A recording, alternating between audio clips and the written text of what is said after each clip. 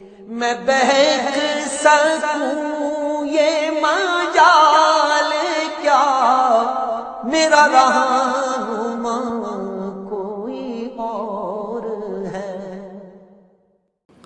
نحمدہ و نصلی علی رسولہ النبی الکریم الامین، اما بعد فاعوذ باللہ السمیع العلیم من الشیطان الرجیم، بسم اللہ الرحمن الرحیم۔ قال اللہ تبارک و تعالی فی القرآن الحکیم، ان اللہ و ملائکتہ یصلون علی النبی یا ایہا الذین آمنوا صلوا علیہ وسلموا تسلیما۔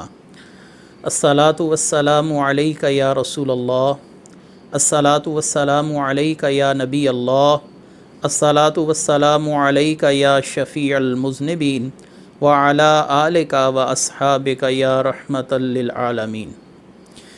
اللہ تبارک و تعالیٰ کی حمد و ثنا، نبی مکرم جان عالم بجائے تخلیق کائنات حضرت محمد مصطفیٰ صلی اللہ علیہ وآلہ وسلم اور آپ کے جمیع آل و اصحاب کی بارگاہ ناز میں انتہائی تعظیم، تکریم، ادب کے ساتھ درود و سلام کے نذرانوں کے بعد، سامعین ذی وقار، میرے دینی اور یقینی دوستوں، بزرگوں اور بھائیوں، تفسیر اعجاز القرآن کے تسلسل کے سلسلے میں پھر ایک بار آپ کی خدمت میں حاضر ہیں۔ اللہ تبارک و تعالی ہمیں اسی تسلسل کو قائم رکھنے کی توفیق مرحمت فرمائے۔ آج ہم سورہ آل عمران کے 5ویں رکوع کی تفسیر کے بعد 6ٹھے رکوع کی تفسیر، پچھلا رکوع ہمارا 5واں رکوع تھا اور آج 6ٹھا رکوع ہے، اور آیت مبارکہ 55 نمبر آیت سے یہ رکوع شروع ہو رہا ہے۔ اللہ تبارک و تعالی قرآن کریم فرقان حمید میں ارشاد فرماتے ہیں، اذ قال اللہ یا عیسیٰ انی متوفیک و رافعک الی و مطہرک من الذین کفروا وجاعل الذین اتبعوک فوق الذین کفروا الی یوم القیامہ ثم الی مرجعکم فاحکم بینکم فیما کنتم فیہ تختلفون۔ یاد کرو جب اللہ نے فرمایا عیسیٰ میں تمہیں پوری عمر تک پہنچاؤں گا اور تجھے اپنی طرف اٹھا لوں گا اور تجھے کافروں سے نجات عطا کروں گا، تیری پیروی کرنے والوں کو قیامت تک تیرے منکروں پر غالب کروں گا،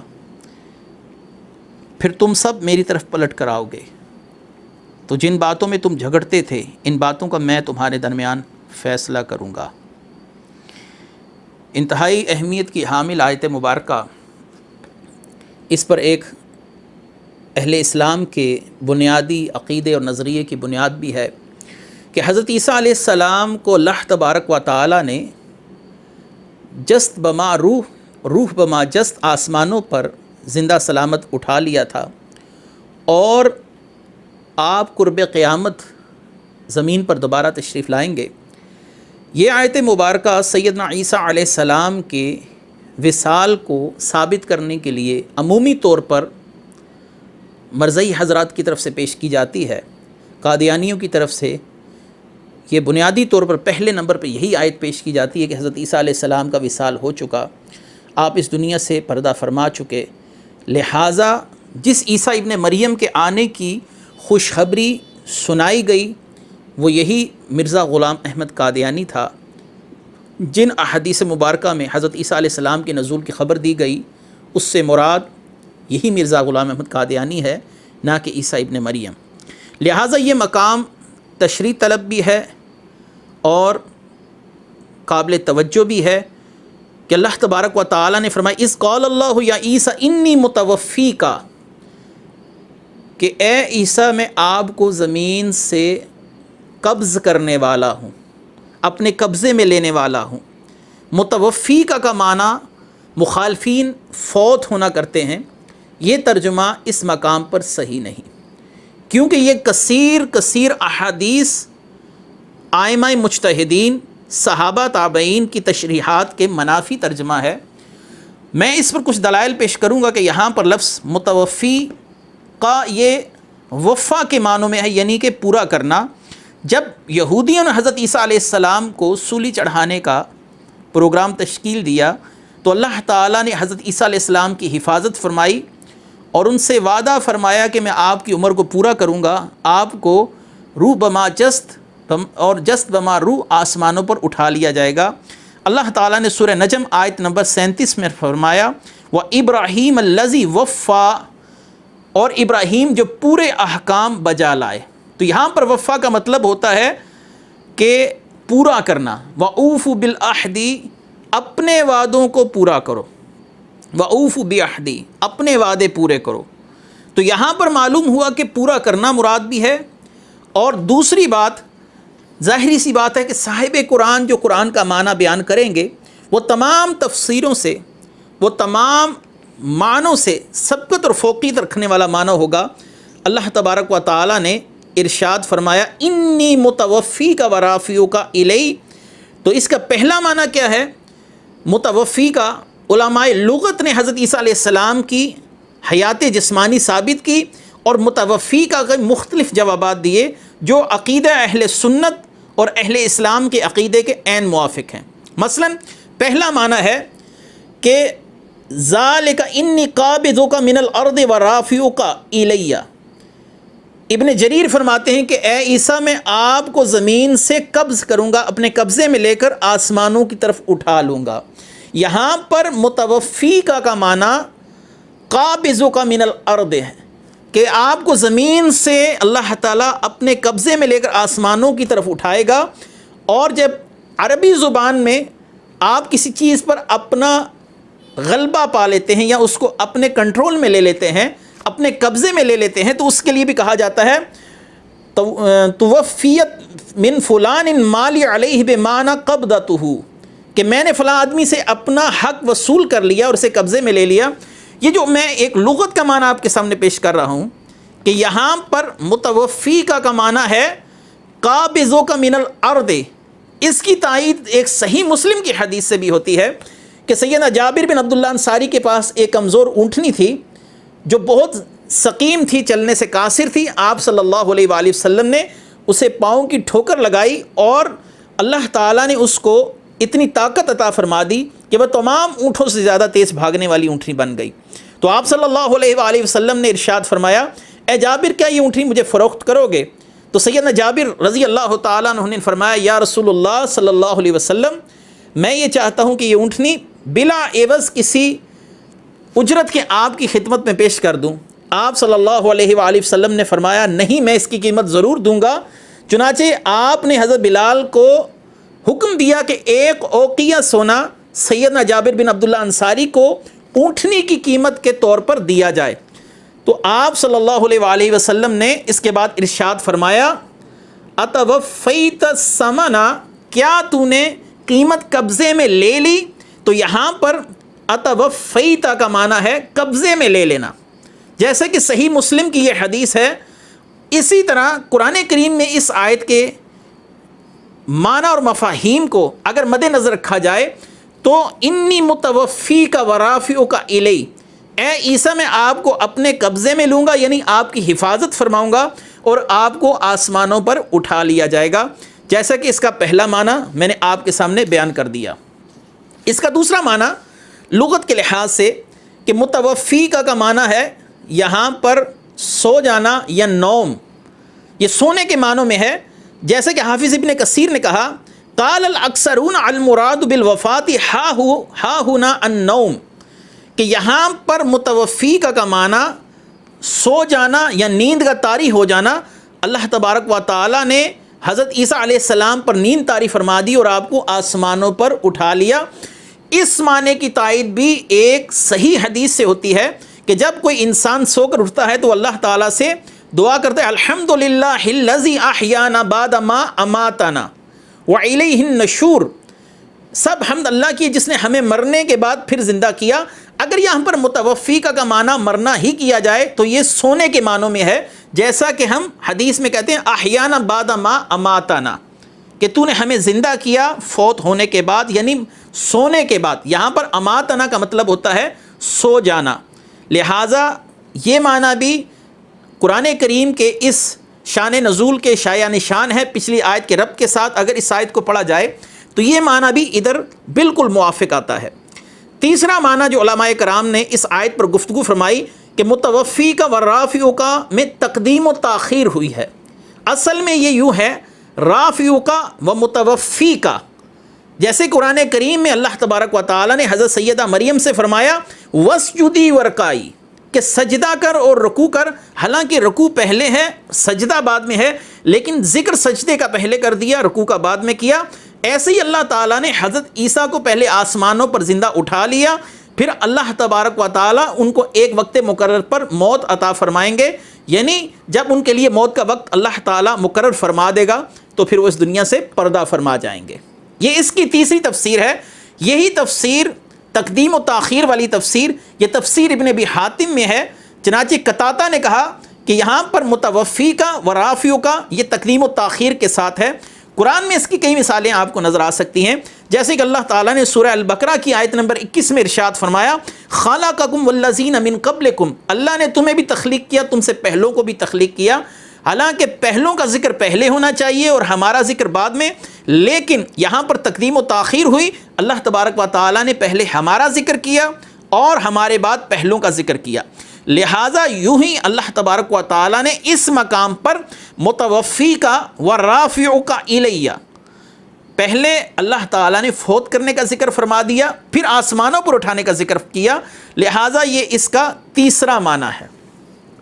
اور ایک معنی اس کا اور بھی ہے کہ وفا کرنا، یہاں پر مقررہ مدت کو پورا کرنا. فیوفیہم اجورہم یعنی اللہ ان کے اجر کو پورا فرمائے گا. تو عموماً جو ترجمہ کرنے والے حضرات ہیں انہوں نے یہاں پر یہی معنی مراد لیا کہ میں تیری عمر کو پورا کروں گا. یہود جتنے مرضی خفیہ منصوبے بنا لیں، آپ کے خلاف سازشیں کر لیں، جو اللہ تعالیٰ نے آپ کی عمر پوری فرمانی ہے وہ اللہ تعالیٰ آپ کی عمر پوری فرمائے گا.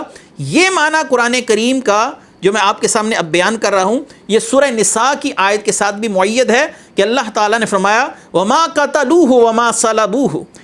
نہ ہی یہودی حضرت عیسیٰ علیہ السلام کو قتل کر سکے، نہ ہی ان کو صلیب پر چڑھا سکے، بلکہ اللہ تعالیٰ نے حضرت عیسیٰ علیہ السلام کی شبیہ ایک شخص پر ڈال دی اور وہ اس کے مسئلے میں اختلاف کرنے لگے. یہاں پر متوفی کا لفظ یہ کئی معنوں کے اندر استعمال ہو سکتا ہے.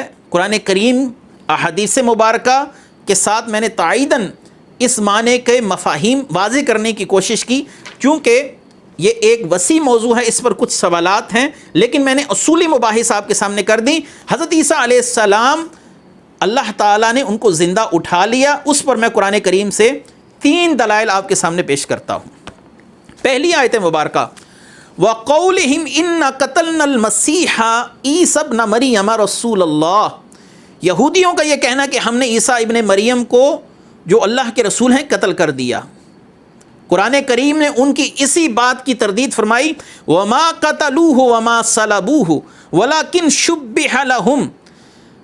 نہ ہی وہ ان کو قتل کر سکے، نہ ہی ان کو سولی چڑھا سکے، اور اللہ تعالیٰ نے ان پر شبہ ڈال دیا. یہ سورہ نساء آیت نمبر 158 ہے. دوسری آیت اللہ تبارک و تعالیٰ نے قرآن کریم فرقان حمید میں ارشاد فرمایا وَإِن مِّنْ أَهْلِ الْكِتَابِ إِلَّا لَيُؤْمِنَنَّ بِهِ قَبْلَ مَوْتِهِ وَيَوْمَ الْقِيَامَةِ يَكُونُ عَلَيْهِمْ شَهِيدًا. کوئی اہل کتاب ایسا نہیں جو حضرت عیسیٰ کے وصال سے قبل ایمان نہ لائے، قیامت کے دن وہ ان پر گواہ ہوں گے. حضرت عیسیٰ علیہ السلام قیامت سے پہلے تشریف لائیں گے، صلیب کو توڑ دیں گے، خنزیر کو قتل کریں گے، تمام نصارہ ان پر ایمان لائیں گے، آپ کی تائید و تصدیق کریں گے، دین محمدی کے مطابق اپنی زندگیاں گزارنے کا عہد اور عزم کریں گے. حضرت عیسیٰ علیہ السلام کا وصال اس کے بعد ہوگا. کیونکہ ابھی تک دنیا میں عیسائیت موجود ہے، اللہ تبارک و تعالیٰ نے فرمایا کہ کوئی شخص بھی اس وقت تک حضرت عیسیٰ علیہ السلام پر جب تک تمام اہل کتاب ایمان نہ لے آئیں اس وقت تک حضرت عیسیٰ علیہ السلام اس دنیا میں تشریف لائیں گے، آپ تبلیغ بھی فرمائیں گے. اور تیسری آیت ہے وَإِنَّهُ لَعِلْمٌ لِلسَّاعَةِ فَلَا تَمْتَرُنَّ بِهَا وَاتَّبِعُونَ هَذَا صِرَاطٌ مُسْتَقِيمٌ. بے شک وہ قیامت کی ایک نشانی ہے، تم اس میں شک نہ کرو، میری پیروی کرو، یہی سیدھا راستہ ہے. یہاں پر قیامت کی نشانیوں سے مراد حضرت عیسیٰ علیہ السلام کا تشریف لانا، زمین سے دابۃ الارض کا نکلنا اور سورج کا مغرب سے نکلنا وغیرہ مراد ہے، جیسا کہ احادیث اور مفسرین کے اقوال اس آیت کے تحت دیکھے جا سکتے ہیں. حضرت عیسیٰ علیہ السلام زندہ ہیں، تشریف لائیں گے، اس پر میں 4 احادیث بھی پیش کرتا چلوں، کیونکہ یہ ایک مارکۃ الآراء مسئلہ ہے، متنازع مسئلہ ہے، اس پر مزید دلائل بھی آپ کے سامنے پیش کرتا ہوں۔ صحیح بخاری کتاب المظالم، نبی کریم صلی اللہ علیہ وسلم نے ارشاد فرمایا، قیامت اس وقت تک قائم نہیں ہوگی جب تک عیسیٰ ابن مریم تمہارے اندر حاکم عادل بن کر نازل نہ ہوں گے۔ وہ صلیب کو توڑ دیں گے، خنزیر کو قتل کریں گے، اور اتنا مال بہائیں گے کہ کوئی مال قبول نہ کرے گا۔ ان کے دور میں مال میں اتنی برکت ہوگی کہ کوئی شخص بھی سونا چاندی قبول کرنے کو تیار نہیں ہوگا۔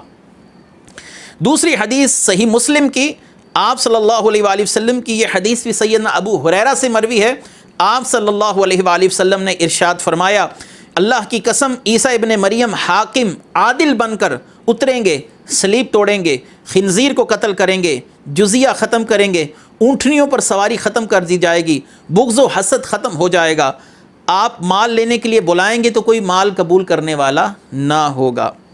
اور تیسری حدیث مبارکہ آپ صلی اللہ علیہ وآلہ وسلم کی، آپ صلی اللہ علیہ وآلہ وسلم کی اس حدیث کو امام بہقی رحمۃ اللہ علیہ نے اپنی کتاب الاسماء والصفات کے اندر نقل کیا کہ حضرت ابو ہریرہ فرماتے ہیں، کیف انتم اذا نزل ابن مریم من السماء فیکم و امامکم منکم، تمہارا اس وقت عالم کیا ہے کہ تم میں عیسیٰ ابن مریم آسمان سے نازل ہوں گے اور امام تمہیں میں سے ہوگا، یعنی امام مہدی رضی اللہ تعالیٰ عنہ کی طرف اشارہ ہے کہ امام تمہیں سے ہوگا۔ اور ایک اور حدیث مبارکہ جس کو امام ابو یعلا نے اپنی مسند کے اندر روایت کیا کہ عیسیٰ ابن مریم ضرور نازل ہوں گے، مدینے میں میری قبر پر آئیں گے اور مجھے سلام عرض کریں گے، میں اپنی قبر سے جواب بھی عطا کروں گا۔ یہ حدیث بھی صحیح ہے، امام ابو یعلا نے سند صحیح کے ساتھ اس حدیث کو روایت کیا۔ لہذا عیسیٰ علیہ السلام کا زمین پر اترنا یہ بدیہی امر ہے، یقینی بات ہے، اور مرزا غلام احمد قادیانی کا یہ کہنا کہ میں عیسیٰ ابن مریم ہوں، یہ بات قطعاً صحیح نہیں۔ عیسیٰ ابن مریم ایک الگ شخصیت ہے، اور حضرت عیسیٰ کی والدہ کا نام مریم تھا، جبکہ مرزا غلام احمد قادیانی کی والدہ کا نام چراغ بی بی تھا۔ یہ دنیا واضح طور پر جانتی ہے، لہٰذا خود کو عیسیٰ ابن مریم کا مصداق ٹھہرانا یہ قطعاً صحیح نہیں، یہ علمی طور پر بددیانتی ہے جس کو کسی طور پر قبول نہیں کیا جا سکتا۔ اللہ تبارک و تعالی مزید اگلی آیت مبارکہ کے اندر ارشاد فرماتے ہیں، فَأَمَّا الَّذِينَ كَفَرُوا فَأُعَذِّبُهُمْ عَذَابًا شَدِيدًا فِي الدُّنْيَا وَالْآخِرَةِ وَمَا لَهُم مِّن نَّاصِرِينَ وَأَمَّا الَّذِينَ آمَنُوا وَعَمِلُوا الصَّالِحَاتِ فَيُوَفِّيهِمْ أُجُورَهُمْ وَاللَّهُ لَا يُحِبُّ الظَّالِمِينَ ذَلِكَ نَتْلُوهُ عَلَيْكَ مِنَ الْآيَاتِ وَالذِّكْرِ الْحَكِيمِ، تو جو کافر ہوئے میں نے دنیا اور آخرت میں سخت عذاب دوں گا، ان کا کوئی مددگار نہ ہوگا، اور جو ایمان لائے اور اچھے کام کیے اللہ ان کا پورا اجر عطا فرمائے گا۔ ظالم اللہ کو پسند نہیں۔ یہ ہم تم پر پڑھتے ہیں کچھ آیتیں اور حکمت والی نصیحتیں۔ کافروں کو اللہ تبارک و تعالیٰ کی طرف سے دنیا اور آخرت کا عذاب ہے۔ کافروں سے مراد اگر یہاں پر یہود مراد لیے جائیں تو یہاں پر اگر یہود مراد لیے جائیں تو یہود دنیا اور آخرت میں ذلت و رسوائی کا سامنا کریں گے۔ اس کی بڑی وجہ یہ ہے کہ دنیا میں رہتے ہوئے ان کی سلطنتیں عیسائیوں کے زہر تسلط رہی، عیسائیوں کے محتاج رہیں۔ اگر عیسائی ان کے ساتھ مکمل معاونت نہ کریں تو یہودی دنیا پر اپنا تشخص قائم قطعاً نہیں رکھ سکتے۔ اور دوسری اگر احتمال اس کا یہ لکھا جائے فَأَمَّا الَّذِينَ كَفَرُوا سے مراد کافر ہیں، تو اللہ تعالیٰ نے دنیا اور آخرت میں ان پر ذلت ایسے مسلط کی کہ مسلمانوں کے ہاتھوں قتل، جزیہ، گرفتاری، ذلت سے دوچار ہونا، آخرت میں ان کے لیے شدید عذاب ہے، جہنم کا شدید ذلتناک عذاب اللہ نے ان کے لیے تیار کر رکھا ہے۔ فرمایا وَمَا لَهُم مِّن نَّاصِرِينَ، کافروں کے لیے کوئی مددگار نہیں کہ جس شخص کا خاتمہ کفر پر ہوا اس کو کسی شخص کی شفاعت نفع نہیں دے سکے گی الا ما شاء اللہ۔ ایک دو مستثنا معاملات ہیں جو ہم ابو طالب کے مسئلے پر گفتگو کر چکے ہیں۔ رسول اللہ صلی اللہ علیہ وآلہ وسلم کی وجہ سے صرف دو کفار کو فائدہ پہنچے گا، ایک ابو لہب جس نے رسول اللہ صلی اللہ علیہ وآلہ وسلم کی ولادت کی خوشی منائی، اللہ تعالیٰ نے عذاب میں تخفیف پیدا فرما دی۔ سوموار کے سوموار اللہ تعالیٰ اس کی انگلی سے دودھ کا چشمہ یا دودھ کی سبیل جاری فرما دیتے تھے، دوسرے ابو طالب ہیں جنہوں نے رسول اللہ صلی اللہ علیہ وسلم کی کفالت کی، رسول اللہ صلی اللہ علیہ وآلہ وسلم کے لیے ہر محاذ پر کھڑے رہے۔ اللہ تبارک و تعالی اس خدمت کے عوض ان کے عذاب میں تخفیف فرمائے گا۔ اس کے علاوہ کسی کافر کے لیے عذاب میں نہ تخفیف ہے، نہ ہی اللہ تبارک و تعالی کفار سے عذاب کو ہلکا فرمائے گا۔ اگر ارشاد فرمائے وَأَمَّا الَّذِينَ آمَنُوا وَعَمِلُوا الصَّالِحَاتِ فَيُوَفِّيهِمْ أُجُورَهُمْ، جو ایمان لائے نیک عمل کی اللہ تعالیٰ ان کو پورا اجر عطا فرمائے گا، کسی کے اعمال میں کسی قسم کی کمی پیشی نہیں کی جائے گی۔ اللہ کا فضل ہے کہ وہ اس جزا کو بڑھا دے، لیکن کسی شخص عمل کرنے والے کی جزا کو قطعاً اس کے عمل سے کم نہیں کیا جائے گا، کیونکہ یہ اللہ تعالیٰ کے عدل کے منافی ہے۔ اللہ کا فضل ہے کہ وہ ایک نیکی پر اجر زیادہ مرتب کرے۔ رسول اللہ صلی اللہ علیہ وسلم نے فرمایا من صلی علیہ واحدۃ صلی اللہ علیہ عشرا، کہ جس نے مجھ پر ایک بار درود پڑھا اللہ تعالیٰ اس پر 10 رحمتوں کا نزول فرمائے گا، اللہ تعالیٰ اس کے 10 گناہ معاف فرمائے گا۔ یہ اللہ کا فضل ہے۔ ذالک نتلوہ علیک من الآیات والذکر الحکیم، یہ جو ہم تمہارے سامنے پڑھتے ہیں کچھ نشانیاں اور حکمت والی نصیحت ہے۔ ذالک نتلوہ علیک من الآیات، اللہ نے فرمایا یہ زکریا علیہ السلام، علیہ السلام، یحییٰ علیہ السلام، عیسیٰ علیہ السلام، سیدہ مریم کے جو واقعات، اے پیارے محبوب ہم آپ کو بتا رہے ہیں، آپ کی صداقت کی نشانیوں میں سے ہیں، کیونکہ آپ نے دنیاوی طور پر کسی سے تعلیم حاصل نہیں کی۔ آپ صلی اللہ علیہ وآلہ وسلم کا بغیر کسی کتاب کو پڑھ کر، بغیر کسی استاد کی شاگردی اختیار کیے ہوئے ان واقعات کی صحیح خبر دینا، یہ یقیناً آپ صلی اللہ علیہ وسلم کی نبوت کی بہت بڑی نشانیوں میں سے ہے کہ آپ عین ہی ویسے ہی واقعات بیان فرما رہے ہیں جیسا کہ وقوع پذیر ہوئے، جبکہ اہل مکہ یہ بات واضح طور پر جانتے ہیں کہ اے محبوب صلی اللہ علیہ وآلہ وسلم آپ کسی کی شاگردی میں نہیں رہے، آپ کوئی کتاب نہیں پڑھتے تھے اس سے پہلے۔ یہ اللہ تعالیٰ کا خصوصی فضل ہے، آپ نے جو خبریں دیں وہ اللہ تعالیٰ کی طرف سے وہی نازل ہونے کے بعد دی گئیں۔ مزید ارشاد فرمائے ان مثل عیسیٰ عند اللہ کمثل آدم خلقہ من تراب ثم قال له کن فیکون، عیسیٰ علیہ السلام کی کہاوت اللہ کے ہاں حضرت آدم علیہ السلام کی طرح ہی ہے۔ اللہ تعالیٰ نے اسے مٹی سے بنایا، پھر فرمایا ہو جا تو وہ فوراً ہو جاتا ہے۔ جب اللہ تعالیٰ کسی شے سے فرماتا ہے کہ ہو جا، پس وہ ہو جاتی ہے۔ اس آیت کا شان نزول یہ ہے کہ نجران جو یمن کا ایک علاقہ ہے، وہاں کا ایک وفد عیسائیوں کا رسول اللہ صلی اللہ علیہ وسلم کی خدمت میں آیا اور آپ صلی اللہ علیہ وآلہ وسلم سے بحث مباحثہ اور مناظرہ شروع ہوا کہ عیسیٰ علیہ السلام اللہ کے بیٹے ہیں، اور اللہ تبارک و تعالی حضرت سیدہ مریم اور حضرت عیسیٰ علیہ السلام کے لیے اپنا عقیدہ تثلیث بیان کیا کہ مریم اللہ تعالیٰ کی نعوذ باللہ بیوی ہیں اور عیسیٰ اللہ تعالیٰ کے بیٹے ہیں۔ نبی کریم صلی اللہ علیہ وآلہ وسلم نے فرمایا کہ عیسیٰ حضرت سیدہ مریم کے بیٹے ہیں، اللہ تعالیٰ کی قدرت کاملہ کا مظہر ہیں، اللہ تبارک و تعالیٰ کے کلمہ کن سے پیدا کیے گئے۔ عیسائیوں نے کہا کہ ہم اس بات کو قطعاً تسلیم نہیں کرتے، پھر بتائیے کہ عیسیٰ کے والد کون ہیں؟ نبی کریم صلی اللہ علیہ وآلہ وسلم نے فرمایا اگر اسی دلیل کو دیکھا جائے کہ عیسیٰ کے والد نہ تھے اور وہ اللہ کے بیٹے ہیں، تو تم آدم علیہ السلام کے لیے کیا کہو گے جن کی نہ ماں ہے نہ باپ ہے؟ حضرت آدم علیہ السلام کے متعلق سن کر عیسائی شدید غصے میں آئے اور اس بات کا جواب نہ دے سکے۔ اس وقت اس آیت کا نزول ہوا کہ اللہ کے بے شک عیسیٰ کی مثال اللہ کے نزدیک آدم علیہ السلام کی طرح ہے جسے اللہ نے مٹی سے بنایا، پھر اسے فرمایا فوراً ہو جا تو وہ ہو گیا۔ حضرت آدم علیہ السلام کی ولادت بھی عمومی جو انسانی طریق ہے اس سے ہٹ کر ہوئی۔ اللہ تبارک و تعالیٰ نے آپ کو انسانوں کے ملاپ کے بغیر پیدا فرمایا۔ یہی معاملہ حضرت عیسیٰ علیہ السلام کے ساتھ کیا۔ حضرت سیدہ مریم کواری بھی رہیں، اللہ تبارک و تعالیٰ نے آپ کے ساتھ اپنی قدرت کاملہ کا یہ معاملہ فرما دیا۔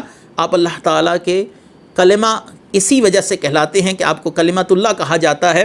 مزید ارشاد فرمایا الحق من ربک فلا تکن من الممترین، اے سننے والے حق تیرے رب کی طرف سے ہے، پس تم شک کرنے والوں میں سے نہ ہونا۔ بظاہر اس آیت کا خطاب نبی کریم صلی اللہ علیہ وسلم کی ذات سے ہے، لیکن اس سے مراد رسول اللہ صلی اللہ علیہ وسلم کی امت ہے۔ بہت سی آیات ایسی ہیں کہ خطاب نبی کریم صلی اللہ علیہ وسلم سے کیا جاتا ہے لیکن مراد امت ہوتی ہے، جیسا کہ اللہ تبارک و تعالیٰ نے قرآن میں فرمایا کہ اپنے والدین کے آگے اف تک نہ کرو اے سننے والے، یقیناً رسول اللہ صلی اللہ علیہ وسلم سے اس آیت کا خطاب ضرور کیا گیا، لیکن مراد آپ کی امت کی تربیت ہے۔ اس کو تعریض کہا جاتا ہے، یعنی مخاطب کوئی اور ہو، مراد کچھ اور ہو۔ اس کی مثالیں قرآن کریم میں جا بجا موجود ہیں۔ اللہ تبارک و تعالیٰ نے مزید ارشاد فرمایا، فمن حاجک فیہ من بعد ما جاءک من العلم فقل تعالوا ندعو ابناءنا وابناءکم ونساءنا ونساءکم وانفسنا وانفسکم ثم نبتہل فنجعل لعنت اللہ علی القاذبین۔ اے حبیب، تمہارے پاس علم آ جانے کے بعد جو تم سے عیسیٰ کے متعلق جھگڑا کریں تو ان سے فرماؤ، آؤ ہم اپنے بیٹوں کو اور تمہارے بیٹوں کو، اور اپنی عورتوں کو اور تمہاری عورتوں کو، اپنی جانوں کو اور تمہاری جانوں کو مقابلے میں بلا لیتے ہیں، پھر مباہلہ کرتے ہیں، جھوٹوں پر اللہ کی لعنت ڈالتے ہیں۔ اس آیت کا شان نزول کیا ہے؟ یہ آیت مباہلہ ہے، بہت مشہور آیت ہے، اہل بیت کی شان پر بڑی واضح دلیل ہے۔ نبی کریم صلی اللہ علیہ وآلہ وسلم کی جب بات کو عیسائیوں نے تسلیم نہ کیا اور اسی بات پر اڑے رہے کہ عیسیٰ علیہ السلام اللہ تبارک و تعالیٰ کے بیٹے ہیں، تو اب مناظرے سے یہ بات مباہلے کی طرف منتقل ہوئی۔ مباہلہ کسے کہتے ہیں؟ مباہلہ ہوتا ہے کہ دو فریق مد مقابل آپس میں یوں دعا کریں کہ اگر تم حق پر اور میں باطل پر ہوں تو اللہ تعالیٰ مجھے ہلاک کرے، اور اگر میں حق پر اور تم باطل پر ہو تو اللہ تعالیٰ تمہیں ہلاک کرے۔ یہ دونوں فریق اللہ کی بارگاہ میں دعا کرتے ہیں، پھر دوسرا فریق بھی یوں ہی کہتا ہے۔ نبی کریم صلی اللہ علیہ وآلہ وسلم نے نجران کے عیسائیوں کو مباہلے کی دعوت دی کہ میں بھی خود آتا ہوں، تم بھی خود آؤ، میں بھی اپنی عورتوں کو لاتا ہوں، تم بھی لاؤ، میں بھی اپنے بیٹوں کو لاتا ہوں، تم بھی لاؤ۔ اس آیت مبارکہ کے شان نزول کے حوالے سے مشہور شان نزول تو یہی ہے کہ اس موقع پر نبی کریم صلی اللہ علیہ وسلم سیدہ فاطمہ الزہرا رضی اللہ تعالی عنہا، سیدنا علی کرم اللہ وجہ الکریم اور سیدنا امام حسن، سیدنا امام حسین رضوان اللہ تعالی علیہم اجمعین کو لے کر میدان مباہلہ میں پہنچے۔ عیسائیوں کا جو بڑا پیشوا تھا، اس کا نام عاقب تھا، اس نے جب ان دمکتے ہوئے چہروں کو دیکھا تو اپنی قوم سے کہنے لگا کہ ان لوگوں سے قطعاً مباہلہ نہ کرنا، ہم ہلاک ہو جائیں گے، ہم تباہ و برباد ہو جائیں گے۔ یقیناً نبی کریم صلی اللہ علیہ وسلم اللہ کے برحق نبی ہیں، اور یہ بات ذہن نشین کر لو کہ جو شخص بھی نبی کے مقابلے پر آیا، اللہ تعالیٰ نے اس قوم کے نہ بڑوں کو چھوڑا ہے نہ اس قوم کے چھوٹوں کو چھوڑا ہے۔ اس آیت مبارکہ کا شان نزول ایک اور بھی امام حاکم رحمۃ اللہ علیہ نے بیان فرمایا۔ امام ابو نعیم نے دلائل النبوت کے اندر ایک شان نزول اور بیان فرمایا، وہ یہ ہے کہ نبی کریم صلی اللہ علیہ وسلم کے پاس یمن کے ایک علاقے نجران کے کچھ عیسائی آئے اور آپ صلی اللہ علیہ وسلم نے انہیں دعوت اسلام دی۔ وہ کہنے لگے، اے محمد صلی اللہ علیہ وسلم، ہم پہلے ہی اسلام پر ہیں، ہمیں کسی اسلام کی دعوت کی ضرورت قطعاً نہیں۔ آپ صلی اللہ علیہ وسلم نے فرمایا، تم جھوٹ کہتے ہو، اگر تم چاہو تو میں تمہیں بتلاؤں کہ تمہارے اسلام لانے کے اندر کون سا امر سب سے بڑی رکاوٹ ہے۔ وہ کہنے لگے، اچھا پھر آپ بتائیے کہ ہمارے اسلام لانے میں کون سی بات سب سے بڑی رکاوٹ ہے؟ نبی کریم صلی اللہ علیہ وسلم نے فرمایا، صلیب سے محبت، شراب پینا، خنزیر کھانا، یہ عادتیں تم چھوڑ نہیں سکتے۔ حضرت جابر بن عبداللہ انصاری رضی اللہ تعالیٰ عنہ فرماتے ہیں کہ نبی کریم صلی اللہ علیہ وآلہ وسلم نے انہیں مباہلے کے لیے بلایا اور اگلے دن کا وعدہ کیا۔ اگلے دن نبی کریم صلی اللہ علیہ وسلم سیدنا علی کرم اللہ وجہ الکریم، سیدہ فاطمہ الزہرا رضی اللہ تعالی عنہا، حسنین کریمین رضوان اللہ تعالی علیہم اجمعین کے ساتھ مباہلے کے لیے جب میدان میں پہنچے تو آپ صلی اللہ علیہ وآلہ وسلم کا چہرہ دیکھ کر ان لوگوں نے مباہلہ کرنے سے اجتناب کیا۔ آپ صلی اللہ علیہ وآلہ وسلم نے ارشاد فرمایا، اگر یہ لوگ مباہلہ کرتے تو یمن کے اندر اللہ تبارک و تعالی ان کی جڑ اکھیڑ دیتا، درختوں کے پرندے تک بھی نہ بچتے، اور ایک ہی سال میں سب کے سب عیسائی ہلاک ہو جاتے۔ لہٰذا یہ آیت مباہلہ اہل بیت کی شان اور عظمت پر ایک واضح دلیل بھی ہے کہ عیسائیوں نے ان دمکتے ہوئے چہروں کے سامنے کھڑا ہونا اپنے لیے خطرے کا باعث سمجھا اور وہ مباہلے سے فرار اختیار کر گئے۔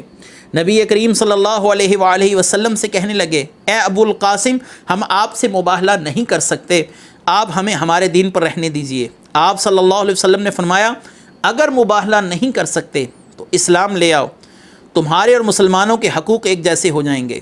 انہوں نے انکار کیا۔ آپ نے فرمایا پھر میں تم سے لڑائی کروں گا۔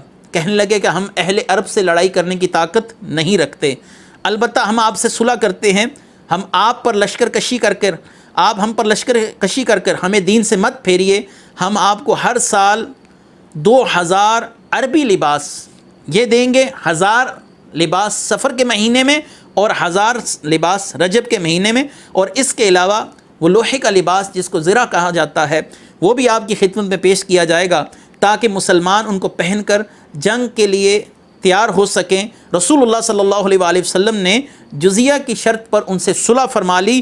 اس کے بعد آپ صلی اللہ علیہ وآلہ وسلم نے فرمایا اللہ کی قسم اہل نجران اگر مجھ سے مباہلہ کرتے تو اللہ تعالیٰ ان کو بندر اور خنزیر بنا دیتا، یہ وادی ان پر آگ برساتی، اہل نجران کی جڑ اکھیڑ دی جاتی، حتیٰ کہ درختوں پر پرندے بھی نہ بچتے، اور ایک ہی سال میں سب کے سب عیسائی ہلاک ہو جاتے۔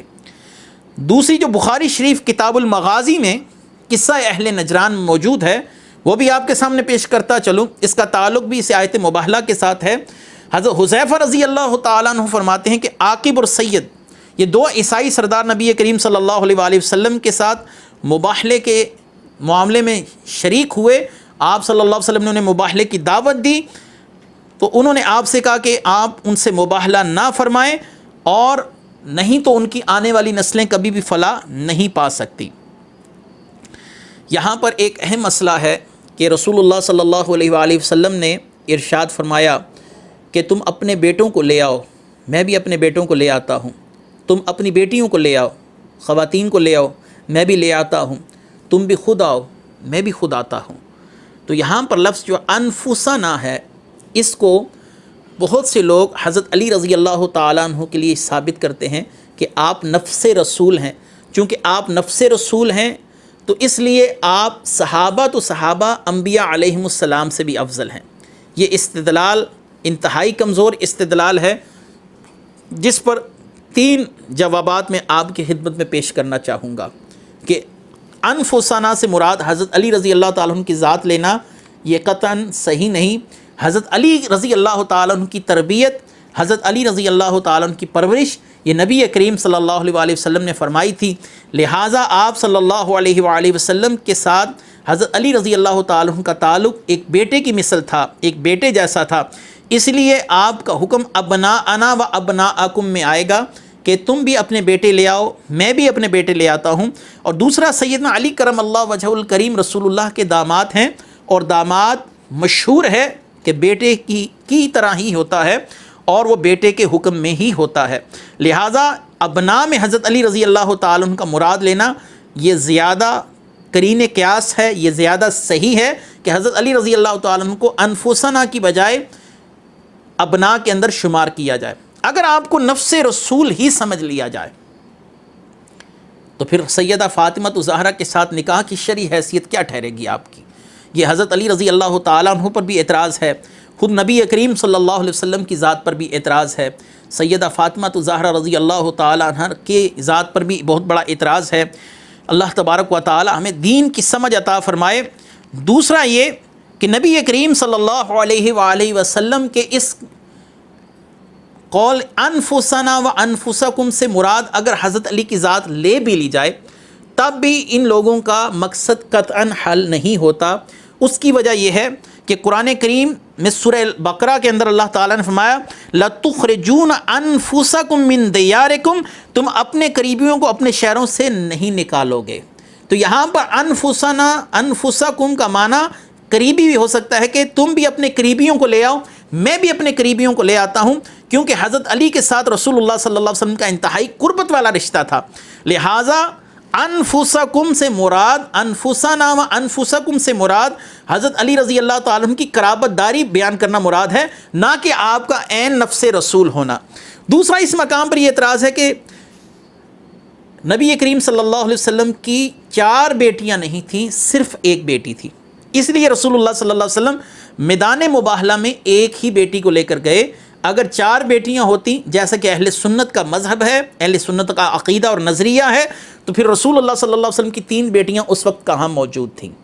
اس کا سوال کا جواب میں شیعہ حضرات کی مشہور کتاب حیات القلوب سے دیتا ہوں۔ ملا باقر مجلسی لکھتا ہے کہ زینب بنت رسول مدینہ میں سن ہجری 7 یا 8 میں انتقال کر گئی تھی، یعنی 7 یا 8 ہجری میں سیدہ زینب رسول اللہ کی بیٹی کا انتقال ہو چکا تھا، اور سیدہ رقیہ کا غزوہ بدر کے دنوں میں 2 ہجری میں انتقال ہوا، جبکہ صحیح روایات کے مطابق سیدہ ام کلثوم کا وصال سیدہ رقیہ سے بھی قبل ہو چکا تھا، اور یہ مباہلہ 10 ہجری میں ہوا۔ نبی کریم صلی اللہ علیہ وسلم کی تینوں بیٹیاں 10 ہجری سے پہلے وصال پا چکی تھی، اس وقت صرف سیدہ فاطمہ الزہرا رضی اللہ تعالی عنہا موجود تھیں، لہٰذا نبی کریم صلی اللہ علیہ وآلہ وسلم انہیں اپنے ساتھ لے کر تشریف لے گئے۔ لہٰذا یہاں پر یہ اعتراض قطعاً وارد نہیں ہو سکتا کہ نبی کریم صلی اللہ علیہ وآلہ وسلم کی صرف ایک بیٹی تھی، آپ کی 3 بیٹیاں نبی کریم صلی اللہ علیہ وسلم کی حیات ظاہری میں بھی انتقال کر چکی تھی، اور سیدہ فاطمہ الزہرا کا انتقال نبی کریم صلی اللہ علیہ وسلم کے وصال کے 6 ماہ کے بعد ہوا، لہٰذا نبی کریم صلی اللہ علیہ وسلم کی 4 بیٹیاں ہی تھیں، جیسے کہ قرآن نے کہا کل ازواجک و بناتک، اے نبی اپنی بیویوں سے کہہ دیجئے اور اپنی بیٹیوں سے فرما دیجئے۔ بناتک کا معنی بیٹیاں ہے، اور یہ جمع کا صیغہ ہے جو عربی گرامر کے لحاظ سے 3 یا 3 سے زیادہ افراد پر بولا جاتا ہے، لہٰذا قرآن کی اس آیت نے بھی شہادت دی ہے کہ رسول اللہ صلی اللہ علیہ وسلم کی کم از کم 3 بیٹیاں تو ضرور تھیں یا 3 سے زیادہ تھیں، کیونکہ جمع کا اطلاق یہ 3 یا 3 سے زیادہ پر ہوتا ہے۔ آگے اللہ تبارک و تعالیٰ نے مزید ارشاد فرمایا ان ھذا لہو القصص الحق وما من الہ الا اللہ وَإِنَّ اللَّهَ لَهُ الْعَزِيزُ الْحَكِيمُ فَإِن تَوَلَّوْا فَإِنَّ اللَّهَ عَلِيمٌ بِالْمُفْسِدِينَ، بے شک یہی سچا بیان ہے اور اللہ کے سوا کوئی معبود نہیں، بے شک اللہ ہی غالب ہے، حکمت والا ہے، پھر اگر وہ منہ پھیریں تو اللہ فساد کرنے والوں کو جانتا ہے۔ یعنی حضرت عیسیٰ علیہ السلام اللہ کے بندے، اس کے رسول ہیں، اللہ کے سوا کوئی معبود نہیں۔ اس میں نصارہ کی اس عقیدے کا رد ہے کہ وہ حضرت عیسیٰ علیہ السلام کو اللہ تبارک و تعالیٰ کا بیٹا ٹھہراتے تھے۔ اللہ تبارک و تعالیٰ نے اسی عقیدے کو صحیح عقیدہ بیان فرمایا، یہی بے شک سچا بیان ہے کہ عیسیٰ علیہ السلام اللہ کے مقرب بندے، سیدہ مریم رضی اللہ تعالی عنہا کے بطن اقدس سے پیدا ہونے والے اللہ کے محبوب بندے، اللہ کے نبی، اللہ کے رسول ہیں، اور یہی عقیدہ حق ہے۔ وما من الہ الا اللہ وان اللہ لہو العزیز الحکیم فان تولوا فان اللہ علیم بالمفسدین، بے شک اللہ ہی غالب ہے، حکمت والا ہے، پھر اگر وہ منہ پھیریں تو اللہ فساد کرنے والوں کو جانتا ہے۔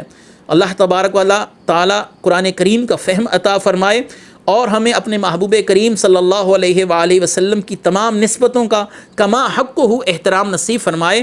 وآخر دعوانا ان الحمد للہ رب العالمین۔ میں بہک سکوں یہ مجال کیا، میرا رہنما کوئی اور